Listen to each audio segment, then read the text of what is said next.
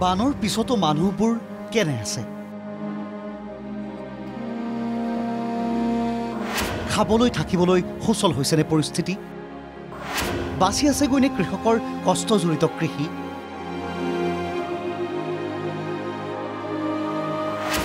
নাই মানুহবোৰ ভালে নাই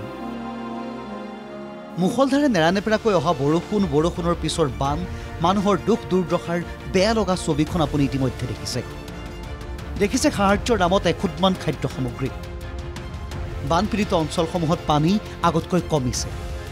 কিন্তু বানাক্ৰান্তৰ সংগ্ৰাম এতিয়াহে বাঢ়িছে সামগ্ৰীত বহুকেইঘৰ মানুহৰ পৰা ওলাই যোৱা নাই অৱশিষ্ট পানী এতিয়াও ঘৰৰ এছৱাত পানীৰ সৈতে সহবাস কৰিব লগা হৈছে ৰাইজে ভালকৈ যোগাৰ কৰিব পৰা নাই পশুধন কেইটাৰ বাবেও খাদ্য সামগ্ৰী চোতালত এতিয়াও চলিছে কলৰ ভূৰ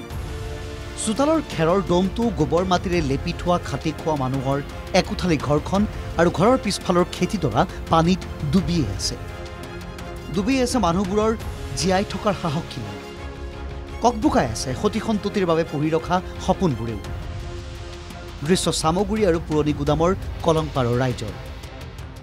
বানৰ বিভীষিকা একদম অত্যাধিক পৰিমাণে হৈছে এতিয়া মানুহৰ ইয়াত থাকিবলৈকে ঠাই নোহোৱা হৈছে আৰু এই অঞ্চলৰ যিহেতু মানুহখিনি খেতিৰ ওপৰতে নিৰ্ভৰ কৰি জীৱন নিৰ্বাহ কৰি আছে গতিকে তেওঁলোকৰ বৰ্তমান সময়ত চলিবলৈকে উপায় নাইকিয়া হৈছে মানে যিমান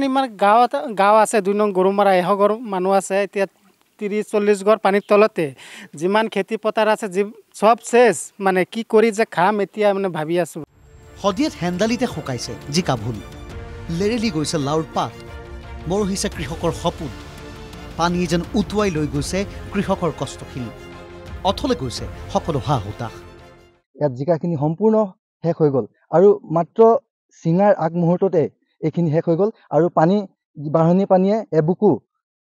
এসপ্তাহ মানলৈকে থাকিল তাৰ পিছত গোটেইখিনি সৰ্বনাশ শেষ হৈ গ'ল আৰু এই পিছফালে যদি দেখাবলৈ যাওঁ লাউবাৰী আছে আৰু ইয়াত ভেন্দিবাৰী আছিল আৰু ইফালে তিতা কেৰেলা গুমধাম জলকীয়া আদি কৰি গোটেইখিনি শেষ হৈ গ'ল পানী কমিবলৈ আৰম্ভ কৰাৰ লগে লগে চেঙাৰ বিভিন্ন প্ৰান্ততো উন্মোচিত হৈছে বানৰ ভয়াৱহতা বিস্তৰ ক্ষতি সাধন কৰিছে পাচলি খেতিৰ